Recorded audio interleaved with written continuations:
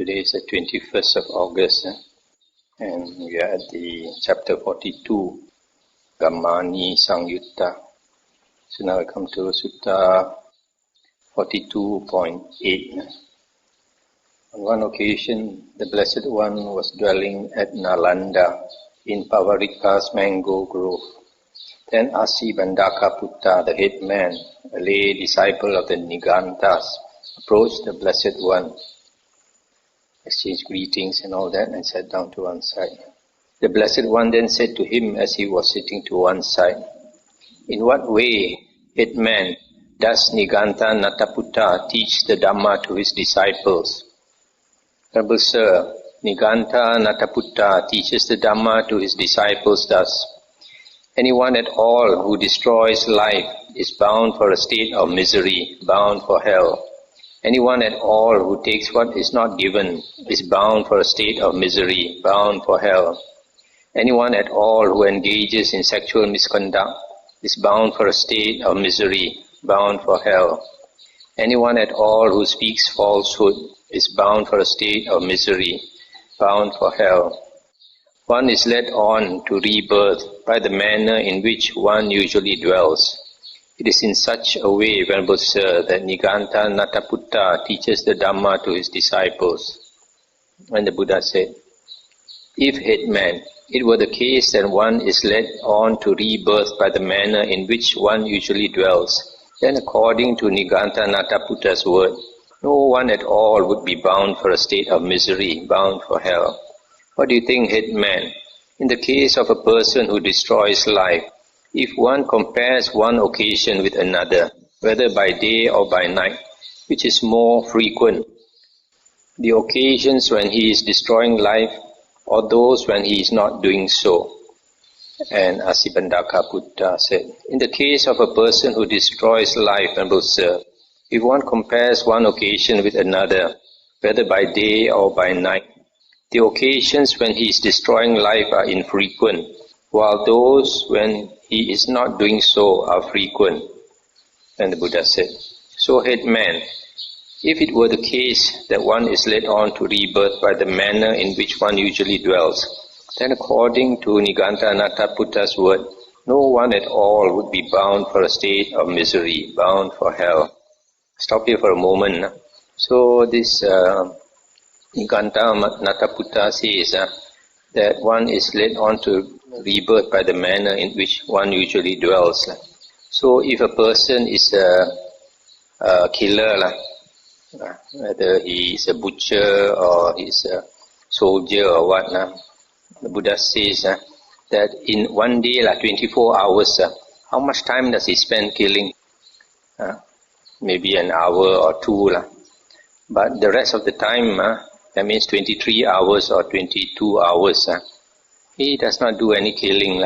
So most of the time, he does not do any killing, and that is the manner in which he usually dwells. So he won't go to hell, because most of the time he doesn't kill. What do you think, headman? In the case of a person who takes what is not given, or who engages in sexual misconduct, or who speaks falsehood, if one compares one occasion with another, whether by day or by night, which is more frequent, the occasions when he is speaking falsehood, or those when he is not speaking falsehood? In the case of a person who speaks falsehood, Venerable Sir, if one compares one occasion with another, whether by day or by night, the occasions when he is speaking falsehood are infrequent, while those when he is not speaking falsehood are frequent. Then the Buddha said, "So, headman, if it were the case that one is led on to rebirth by the manner in which one usually dwells, then according to Niganta Nataputta's word, no one at all would be bound for a state of misery, bound for hell. Here, headman, some teacher holds such a doctrine and view as this: anyone at all who destroys life, who takes what is not given, who engages in sexual misconduct, who speaks falsehood, is bound for a state of misery, is bound for hell." Then the disciple has full confidence in that teacher.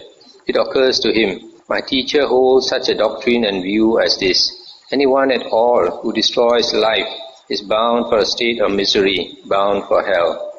Now I have destroyed life, so I too am bound for a state of misery, bound for hell. Thus he acquires such a view. If he does not abandon that assertion and that state of mind, and if he does not relinquish that view, then according to his deserts, he will be, as it were, dropped off in hell. It occurs to him, my teacher holds such a doctrine and view as this. Anyone at all who takes what is not given is bound for a state of misery, bound for hell. Now I have taken what is not given, so I too am bound for a state of misery, bound for hell. Thus he acquires such a view. If he does not abandon that assertion, he will be, as it were, dropped off in hell. It occurs to him, my teacher holds such a doctrine and view as this. Anyone at all who engages in sexual misconduct is bound for a state of misery, bound for hell. Now I have engaged in sexual misconduct, so I too am bound for a state of misery, bound for hell. Thus he acquires such a view. If he does not abandon that assertion, that view, he will be, as it were, dropped off in hell. It occurs to him, my teacher holds such a doctrine and view as this.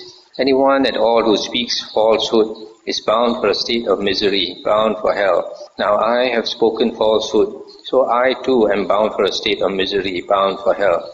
Thus he acquires such a view. If he does not abandon that assertion, that view, he will be, as it were, dropped off in hell. Stop here for a moment. So here the Buddha says that this teacher says that anyone at all who breaks the precepts is bound for hell. So his disciple, the disciple of that teacher, he has full confidence in that teacher. He believes thoroughly what the teacher says. So because these precepts, it's not possible to keep 100%. So because he has broken some of the precepts, so he believes what the teacher says, that he is bound for hell. And then the Buddha says, if he holds such a view and such an assertion, and his state of mind is like that, so when he dies, he will naturally go to hell because he believes that he is going to hell. So which reminds us there's a lot of wrong views around. And a lot of people believe their teacher and believe all these wrong views. And the Buddha says, if you have wrong view about karma, then you either one of two rebirths. One is hell, the other one is the animal realm. Then the Buddha continued. But here, head man, Tathagata arises in the world, an Arahant, perfectly enlightened, accomplished in true knowledge and conduct, fortunate, knower of the world, unsurpassed teacher of persons to be tamed, teacher of devas and humans, the enlightened one, the blessed one. In many ways he criticizes and censures the destruction of life, and he says, abstain from the destruction of life. He criticizes and censures the taking of what is not given, and he says, abstain from taking what is not given. He criticizes and censures sexual misconduct, and he says, abstain from sexual misconduct. He criticizes and censures false speech, and he says, abstain from false speech. Then his disciple has full confidence in that teacher. He reflects thus. In many ways, the Blessed One criticizes and censures the destruction of life, and he says, abstain from the destruction of life. Now, I have destroyed life to such and such an extent. That wasn't proper, that wasn't good. But though I feel regret over this, that evil deed of mine cannot be undone. Having reflected thus, he abandons the destruction of life, and he abstains from the destruction of life in the future. Thus there comes about the abandoning of that evil deed. Thus there comes about the transcending of that evil deed. He reflects thus, in many ways the Blessed One criticizes and censures the taking of what is not given, and he says, abstain from taking what is not given. Now I have taken what is not given to such and such an extent. That wasn't proper, that wasn't good. But though I feel regret over this, that evil deed of mine cannot be undone. Having reflected thus, he abandons the taking of what is not given, and he abstains from taking what is not given in the future. Thus there comes about the abandoning of that evil deed. Thus there comes about the transcending of that evil deed. He reflects thus, in many ways the Blessed One criticizes and censures sexual misconduct, and he says, abstain from sexual misconduct. Now I have engaged in sexual misconduct to such and such an extent. That wasn't proper, that wasn't good. But though I feel regret over this, that evil deed of mine cannot be undone. Having reflected thus, he abandons sexual misconduct, and he abstains from sexual misconduct in the future. Thus there comes about the abandoning of that evil deed. Thus there comes about the transcending of that evil deed. He reflects thus, in many ways the Blessed One criticizes and censures false speech, and he says, abstain from false speech. Now I have spoken falsehood to such and such an extent. That wasn't proper, that wasn't good. But though I feel regret over this, that evil deed of mine cannot be undone. Having reflected thus, he abandons false speech, and he abstains from false speech in the future. Thus there comes about the abandoning of that evil deed. Thus there comes about the transcending of that evil deed. Stop here for a moment. So here the Buddha says, he's unlike that Niganta Nataputta. That Niganta Nataputta says that if you break any of the precepts, you will definitely go to hell. But the Buddha doesn't say that. Buddha says breaking the precepts is not skillful, not wholesome. Criticizes the breaking of the precepts. And the Buddha encourages his disciples to abstain from wrong conduct. So to keep the precepts. So when a person follows the Buddha and he reflects that he has broken the precepts, he knows that he should not have done it. But the Buddha doesn't say that he will go to hell. So he realizes that it's not good. So he makes a determination that in the future he will not do it again. So that's the way we practice the precepts, just like a child or a baby learning to walk. When the baby falls down, he gets up and tries again. Falls down, he gets up again. Gets up as many times as is necessary. So in the same way, when we keep the precepts, every now and then we break the precepts. But doesn't matter how many times we break, we just keep on trying to behave better. So especially when we reflect, before we came to the Dhamma, we did a lot of wrong things. At that time, because of ignorance, we did a lot of wrong things. We broke the precepts. But now that we understand that it's not good, so we don't walk that path, because that path goes to the woeful plains. So we slowly change our character for the better. So slowly as we change our character for the better, and then slowly we become like the ugly duckling, becoming a beautiful swan. And the Buddha continued, having abandoned the destruction of life, he abstains from the destruction of life. Having abandoned the taking of what is not given, he abstains from taking what is not given.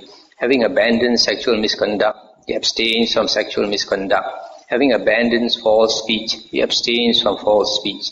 Having abandoned divisive, actually it's not divisive speech, this should be malicious speech. Having abandoned malicious speech.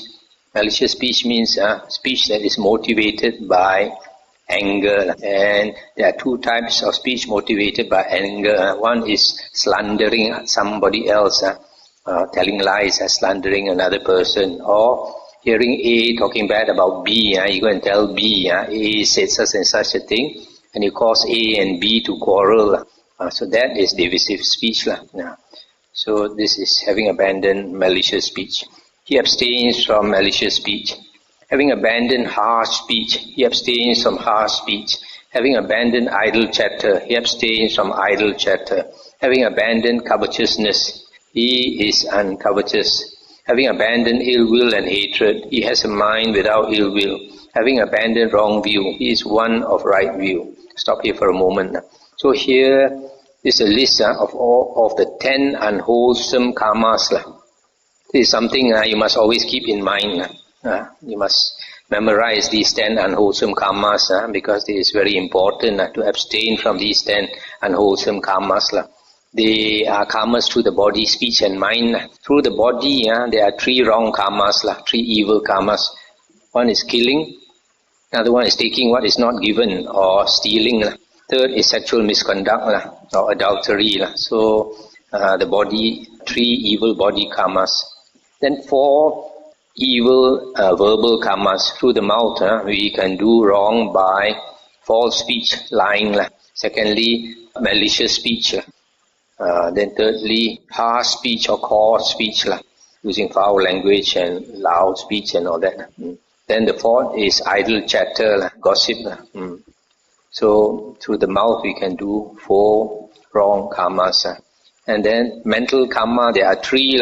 First is covetousness, greed for other people's things, greed for other people's property, greed for other people's husband or wife, is covetousness.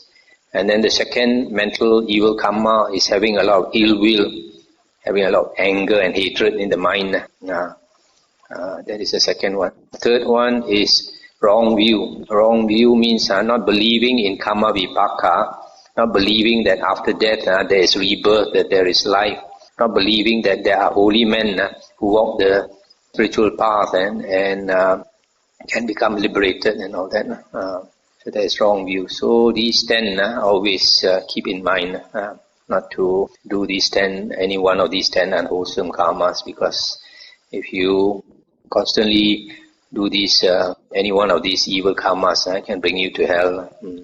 And the Buddha continued. Then headman, the noble disciple, who is thus devoid of covetousness, devoid of ill will, unconfused, clearly comprehending, ever mindful, dwells pervading 1 quarter with the mind imbued with loving kindness. Likewise the 2nd quarter, the 3rd quarter, and the 4th quarter, thus above, below, across, and everywhere, and to all as to himself, he dwells pervading the entire world with a mind imbued with loving kindness, vast, exalted, measureless, without hostility, without ill will.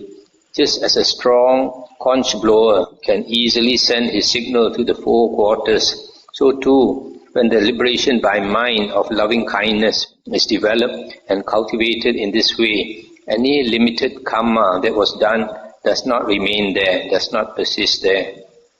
Stop here for a moment. This one is liberation by mind or release by mind of loving kindness. That means the mind is so strong, it radiates loving kindness. You can call it radiation by mind of loving kindness.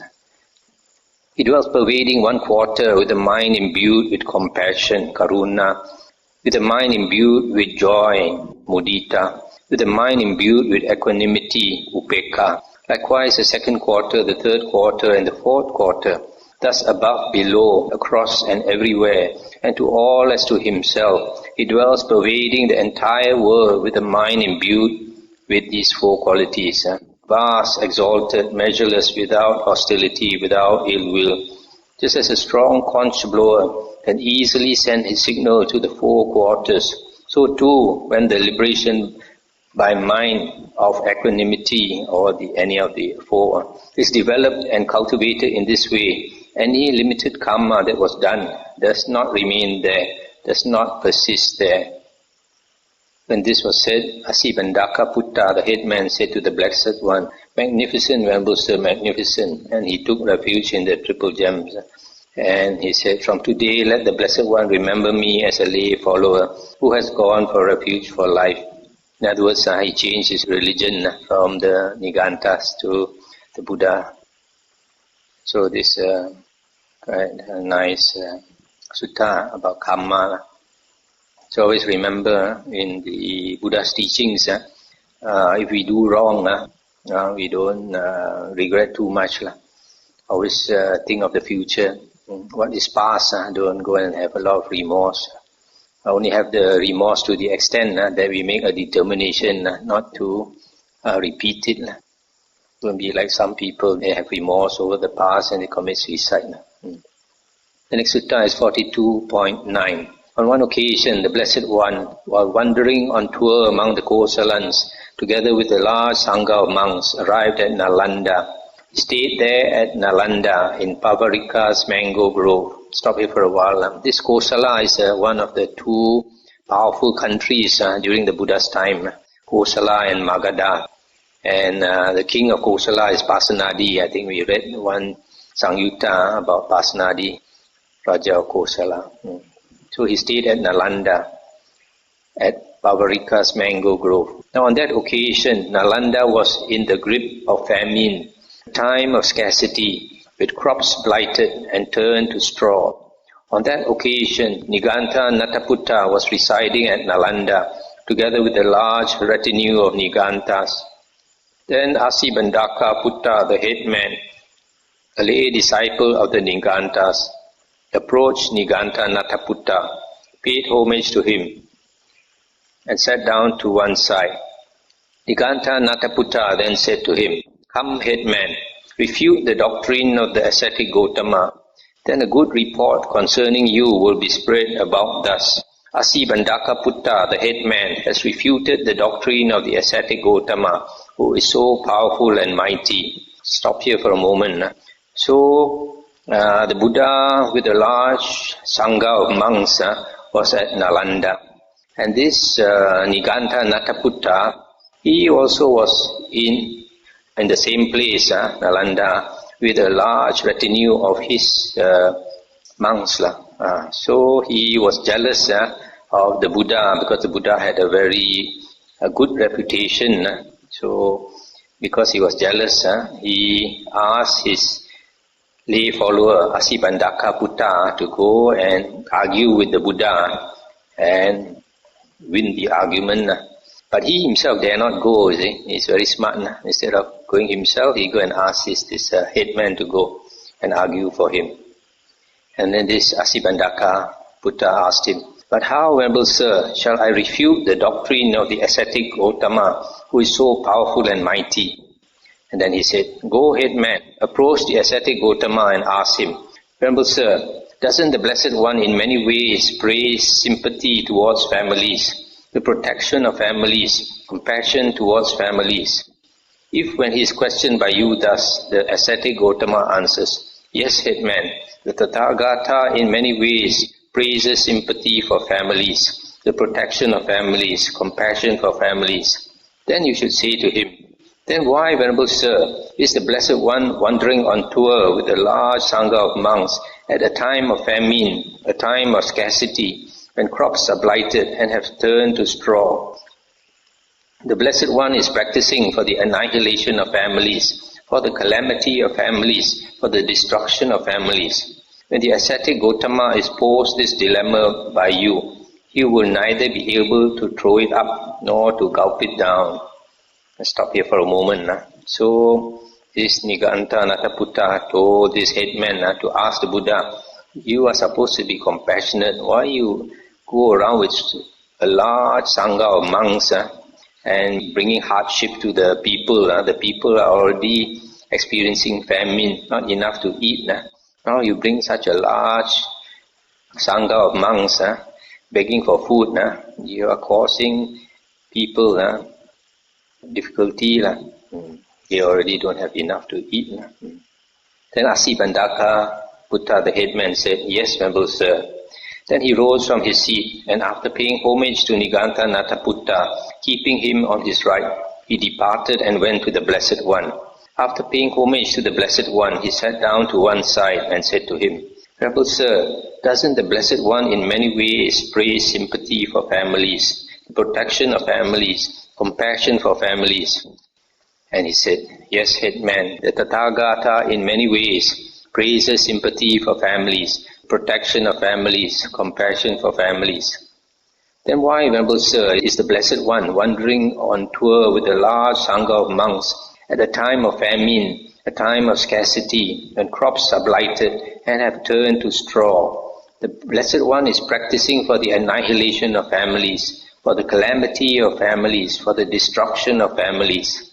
And the Buddha said, "I recollect, or I remember, 91 aeons, that means world cycles back, headman, but I do not recall any family that has ever been destroyed merely by offering cooked alms food. Rather, whatever families there are that are rich, with much wealth and property, with abundant gold and silver, with abundant possessions and means of subsistence, with abundant wealth and grain, they all have become so from giving, from truthfulness and from self-control." Stop here for a moment. So the Buddha says, just because they give food, to monks, they share their food with monks, it doesn't mean that they are destroyed. In fact, it's the opposite. If they give, in the future, they'll be very, very rich. In fact, in the suttas, the Buddha always says, what is difficult to do is more meritorious. So like at the time of famine, when it's difficult to give and they can give, the merit is even more than in the time when there is no famine. And then also the Buddha says here that three things makes a person very wealthy. One is giving, charity. Second one is truthfulness. And the third is self-control. Self-control, that means you keep the precepts. You don't overindulge yourself in wine, women and song and all that. And then the Buddha continued. It meant there are 8 causes and conditions for the destruction of families. Families come to destruction on account of the king, on account of thieves, and on account of fire, or on account of water, or they do not find what they have put away, or mismanaged undertakings fail, or there arises within a family a wastrel who squanders, dissipates, and fritters away its wealth, and impermanence is the 8th. These are the 8 causes and conditions for the destruction of families. But while these 8 causes and conditions for the destruction of families exist, if anyone speaks thus of me, the Blessed One is practicing for the annihilation of families, for the calamity of families, for the destruction of families. If he does not abandon that assertion and that state of mind, and if he does not relinquish that view, then according to his deserts, he will be, as it were, dropped off in hell. When this was said, Asibandaka Putta, the head man, said to the Blessed One, Magnificent Venerable Sir, Magnificent Venerable Sir, and then he took refuge in the 3 triple gems and became a lay follower of the Buddha. So this last part, the Buddha says, 8 causes and conditions cause the downfall of a family, destruction of family. One is the king. For some reason, if you antagonize the king can get his soldiers to slaughter your whole family. During those times, the king was very powerful. Secondly, because of thieves or bandits, they can come and rob your house and kill your family members.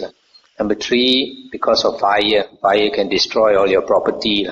Number 4, because of water. Flood waters can kill all your crops, all your property. And then the 5th, they do not find what they have put away. That means they are careless. They simply, they don't look after their things properly. This one, a lot of people sometimes are very careless. As you think, we have a lot of things simply can throw away. But actually, it's not good. Then another one, mismanaged undertakings fail. That means you do something and like business, business fails, or you plant crops and the crops fail, or whatever. Or there arises within a family a wastrel who squanders, dissipates, and fritters away his wealth. That means one of the family members is a squanderer, squanders away the property that was hard-earned. So in any organization also you have like this. Even in the monastery as well, we have to be careful. Sometimes some people stay in the monastery, and especially monks, because monks sometimes they think everything belongs to the Sangha. Sometimes they can waste things. They forget that the Sangha things are meant for the Sangha of the future. And then impermanence is, they say, the wealthy family usually doesn't go past 3 generations or something. Unless the family is very careful, then otherwise the wealth cannot continue in the family. So these are the 8 causes for the destruction of families. How families can come to ruin. So you have a family man, you take note of this. Now the next sutta is 42.10. I just mentioned one other thing. See in this sutta, because of jealousy, this Niganta Nataputta tried to slander the Buddha. and sometimes for other reasons. Sometimes even within our Buddhist religion, sometimes some people don't like a particular monk because he teaches different from what they are accustomed to hear. So sometimes for that reason they don't like him. Sometimes they can slander him, but they don't understand the karma is very bad.